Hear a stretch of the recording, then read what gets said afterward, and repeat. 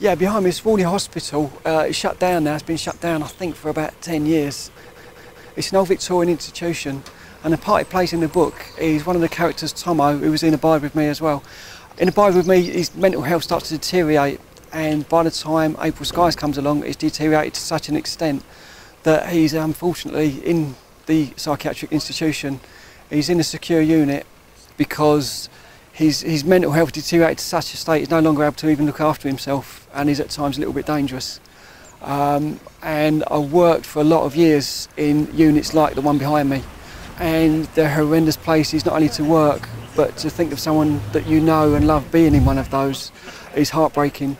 And John finds that with his friend there, his best friend, Tomo. So the part he plays in the book is not only Tomo being there, but John's reaction to it. And his first reaction, like John tends to be in Abide With Me, he stands on the outside.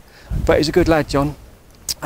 So there comes a point very early on in the book where he goes to visit Tomo, and certain events take place where he takes Tomo out and he takes him to see a football match, and thinking this is where he's going to get a little bit better, a bit of real life back into him.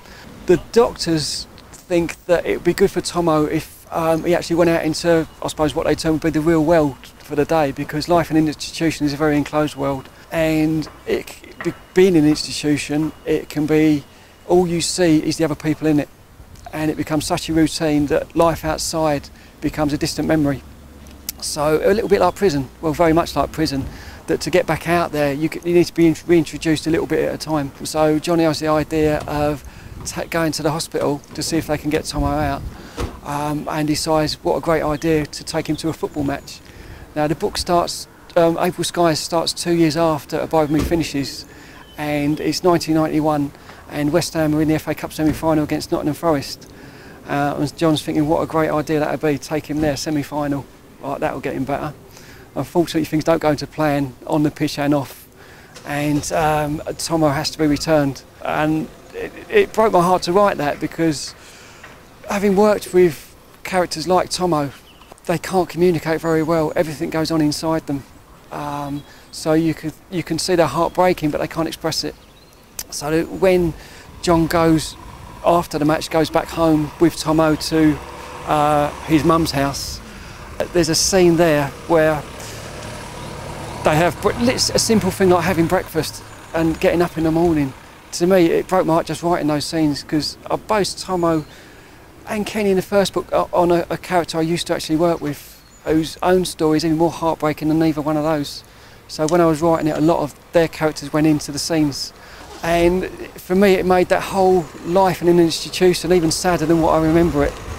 And John's reactions and his mum's reactions are very much what my reactions were when I used to work there.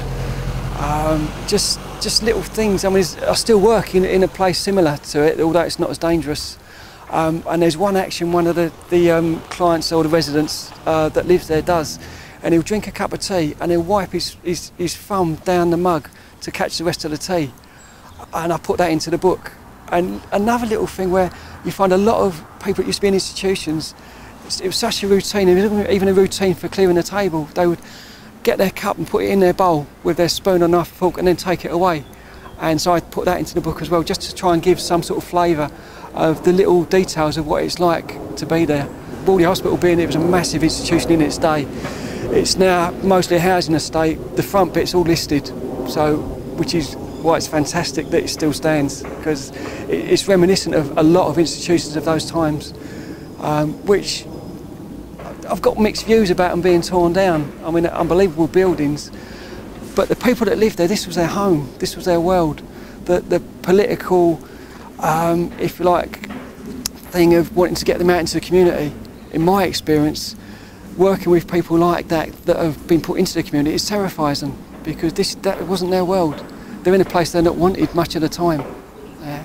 And when there's cars going by that are fast, they've got to cross roads, go to shops. This was, in places like this, there was their own pictures, their own shops, all of it. And I don't think Whalley Hospital had that, but South Ockenden, which is very similar to this and down the road, it had a big wall around it, and it encased not only their world but their security.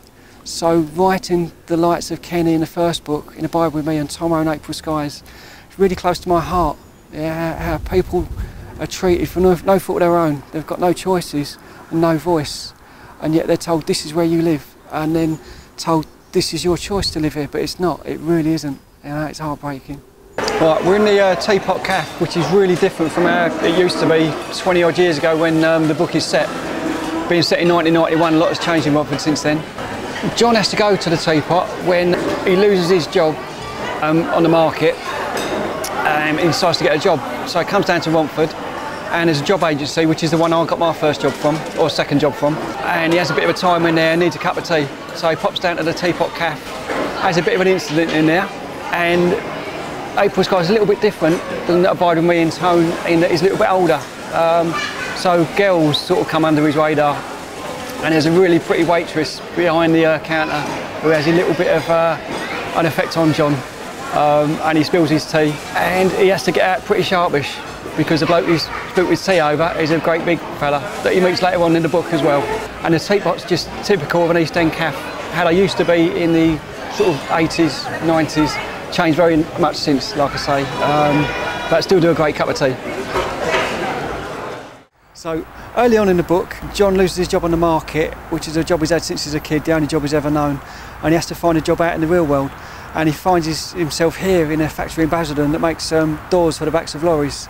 It's actually a job I had myself for 5 gruelling years in the early 90s. I found it probably one of the most difficult jobs I've ever had to do in terms of keeping my soul together and keeping myself sane. It's the repetitiveness of factory work can be absolutely soul destroying. And John, but what it's got a camaraderie as well. All of the factory workers going through the same thing together, and John finds that in the book. What he doesn't realise though is behind the scenes there are things happening that he's got no idea about, and he's going to find out later on in the book that he was always meant to come to this factory. In a way, I suppose I was always meant to come to this factory as well and to live this life, to appreciate what it's like to have a job that doesn't involve the repetitiveness of drilling, of putting things in boxes and putting a number on for 5 years. It's character building, I suppose, and it definitely affects John's character. And to see it still standing here brings me sort of sadness and hope in a way. Sadness that there is still factories out here that are looking through those shutter doors and the gloom of that factory and the lighting, it just goes straight through my heart. And it's a really difficult place.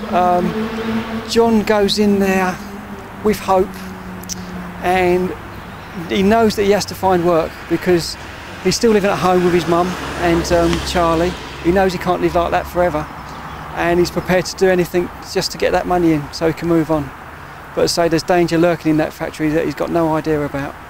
It's funny, coming back here I thought I'd be quite relaxed about it, but looking through those doors with that strip lighting reminds me of the days I used to spend here. Some of them were fantastic fun, say because of the camaraderie, but others were just like the 7th level of hell. It was just the most soul-destroying thing I ever did. And knowing how John experienced it as well, and knowing the dangers that lurk there, it feels quite a threatening place to come back here. And a difficult one to come to terms with, you know, really difficult.